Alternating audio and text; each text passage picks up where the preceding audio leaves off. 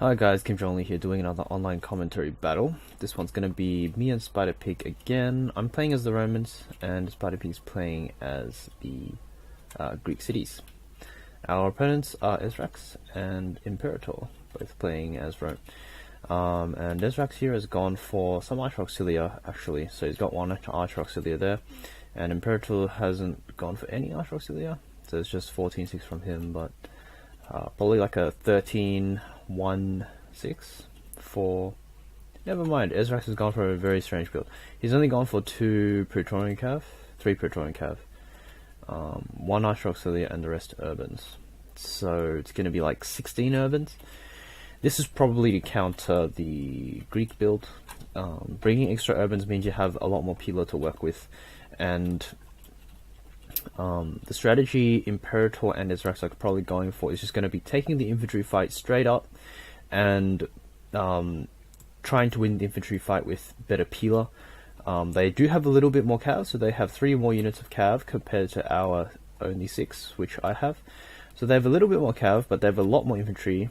Or I wouldn't say a lot more infantry, but a comparable amount of infantry, but a lot more Pila to work with than normal. 2 extra units of Pila, and they also have this Archer Auxilia unit. Now, the problem with this kind of build is that it doesn't really stack well against Greece, because you can usually expect Greece to bring a few archers themselves. So as soon as this Archer Auxilia is in range, it's going to just get shredded by 3, Cretan archers, or 4, however many Spider-Pig has.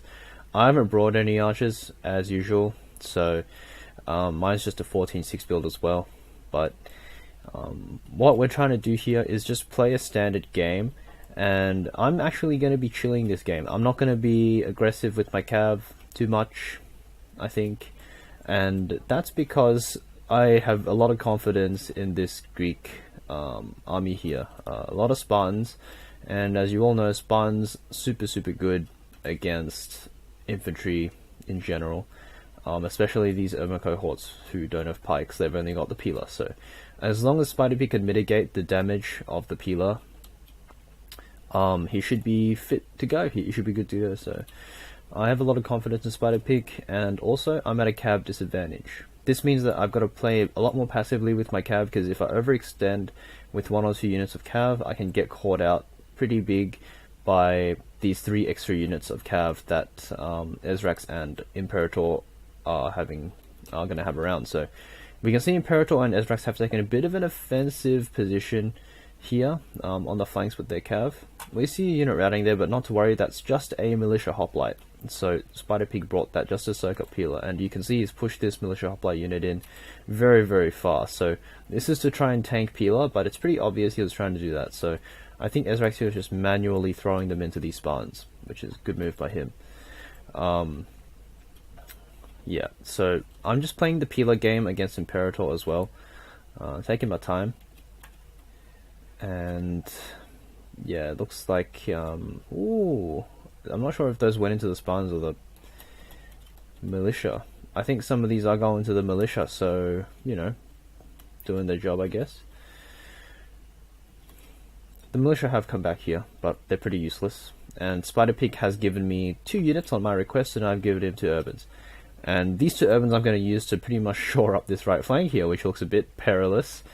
And a lot of Pila is going to be streaming in here, so very good position from Esrax. He's going to be able to really punish these exposed flanks of Spider-Pig Spartans there.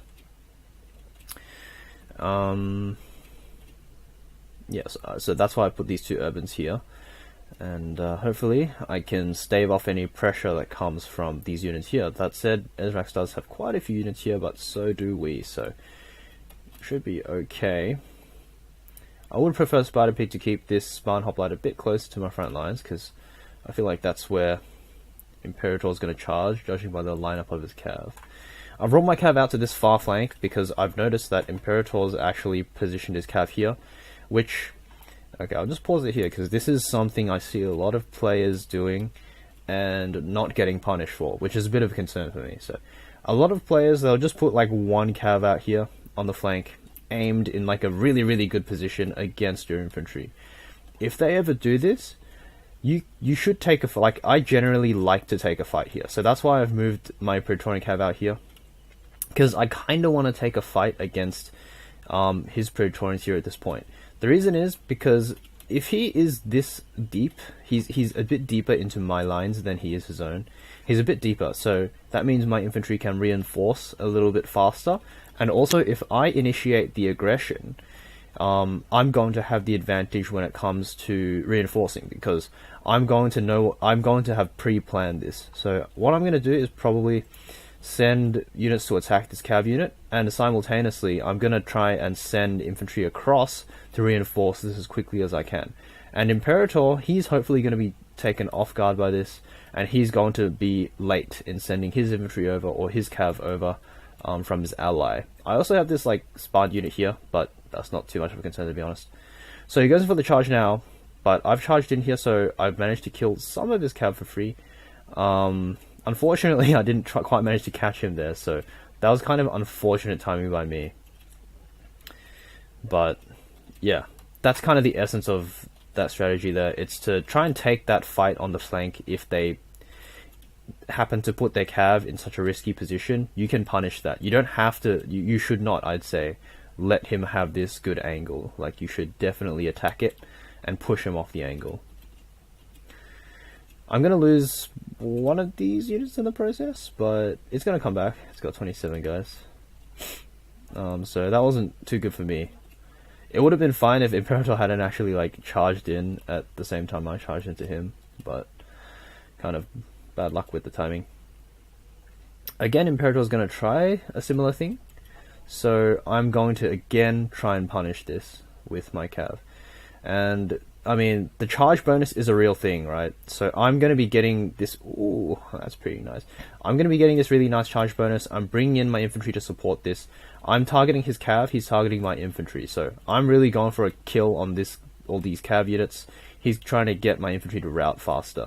And I'm getting the kill on these cav units because these cav units aren't going to be as well armored as infantry are. And also, I got a really nice charge going in there. So that was kind of good points for me. I think it was, yeah, I targeted the units a bit further away than the unit I wanted to get the charge bonus on, so that worked out really well. And now I have the better position, and Imperator has pulled back very conservatively to his rear. He's going to try and reposition again, and I'm going to reposition as well, because I feel like that was a big win for me, so I'm pretty happy with that. And these spawns, you can see, doing a lot of work. You know, Imperator thought about charging in here, and then he's like, well, there are spawns there, better not do that. So that's a real thing. Spawns can really complement your Roman armies very, very well. There is now a gap here though, so this is what I'm worried about, this flank. My infantry did take quite a beating, even though I got throughout quite a number of his cav. So Imperator is going to cleverly push his infantry up here and try and use this opening to get at my cav, which is pretty smart. He's also moved his cav lines up as well, so I'm going to have to move my infantry here to reinforce this. I can already predict that, like, if I was him, I'd definitely go for this cav charge line through up here, right? So I'm trying to gear myself up as best as I can for a counter charge straight through here, probably. Yeah. So he's going to go for it now. I have put my general in the area, so he should hopefully shape up morale a bit, but I'm going to go for this counter charge here, straight up the line. Hopefully this does quite a bit of damage. And in general, for 31k, since I ever started playing 31k, I found like one of the best ways to kind of keep yourself relevant and in the game is to just really nail those counter charges. Like, even if you don't rout the enemy, you tend to do a lot of damage to them if you get a counter charge in. And yeah, that's kind of what I went for. I was actually surprised to get a mass rout out of this, so that was just a bonus, but I was just trying to do lots of damage to his cav and punish him for taking that line there.